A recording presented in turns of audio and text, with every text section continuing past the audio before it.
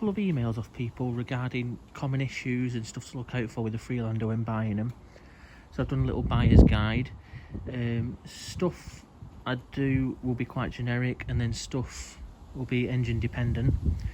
I'm sure I'll miss stuff out. If I do, comment down below, then people will know a bit more. I won't remember everything, but what I do remember I will try and tell you now.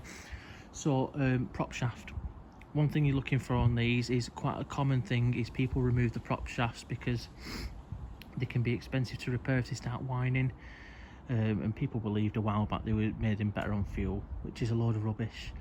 So it's a quick look underneath and you'll spot the prop shaft quite easily, to be fair, if you look at a Google image online of what they look like before you go and view one. It might not bother you, you might be happy with it running in two-wheel drive, but unlike me, I wanted to make sure this had the prop shaft when I bought it, and it does. It's actually recently been serviced as well, the prop shaft, so that's great. The VCU as well, because it can be very expensive, and like I said, it affects the 4x4 system. Rear differentials can rumble, again cost quite a bit of money them to rectify. Power steering pumps are quite common to fail on them. The brake pedal switch is another very common issue on these. So basically, sort of self-explanatory really, when you press the brake pedal the switch doesn't engage, which means you don't get any brake lights. It's a cheap fix, easy fix, so that's nothing to worry about. The doors locks on the rear door can fail, so when you unlock, they don't necessarily open this back door, so it could handle actually an air can fail. A little switch that it engages, again not a massive job, and there are kits out there to sort of modified ones that update it a bit. So that is another thing to look out for if the back door doesn't open. It can be a bit of a pain in the bum to sort that. Window regulators, again the back one is quite common to fail, and as they're getting older, window regulators are quite common on most cars anyway, so again that's nothing really to worry about.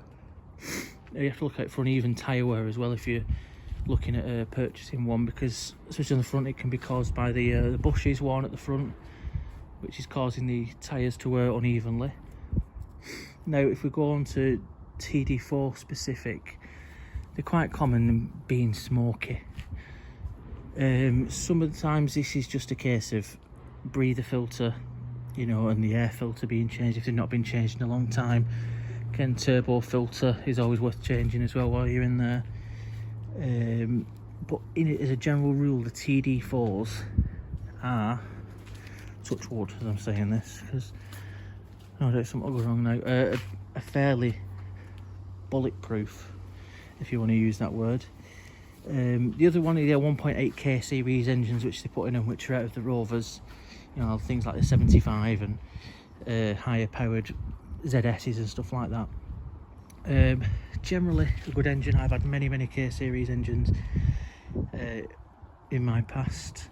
Well, I have one now, but it's only a 1.4, but I've had many of the 1.8 and 1.8 turbos in 75s and ZTs. Again, they're alright if you look after them, but you have to watch for cooling issues, so check the expansion tank when you go and look at them. If you're looking at a 1.8 petrol version, make sure it's got fresh coolant in there. Make sure if it's empty, it's probably something wrong with it somewhere along the line, because they do blow head gaskets. Check for mayo in the coolant tank as well, and also if you take the oil cap off on top of the engine, check for mayo in there as well, which would be another sign of head gasket. If it's had its head gasket done, you've made sure you've got paperwork. Don't ever take someone's word for it, because you can't trust people. And also the rocker cover gasket, which is an easy job, but it just leaks oil down the top of the engine. Again, if you do a YouTube search of that, very common on Rovers and obviously 1.8, which is in this. But I hope that gives you a bit more of an insight as to common issues and little foibles that these cars have as they get older. But like I said, as a general rule, you make sure you've got one which is full service history or plenty of paperwork and stuff with it, which this has both. You you tend to be all right. If you can, it's not raining or you're not bothered about the rain, get underneath, just have a look at it, check the sills, because they can be quite common to rusting as well as at this age now.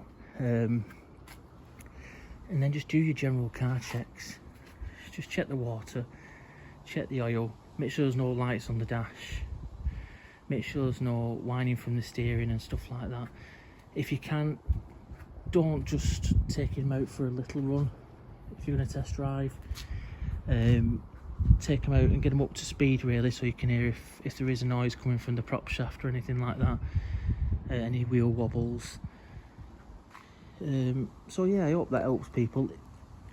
If I've got something wrong, I probably have, or you know of any other issues, feel free to comment, and it'll all help people out who are buying these vehicles, because I've got to say, yeah, like any Land Rover, they have got their issues, but I'm in love with this car, absolutely in love with it.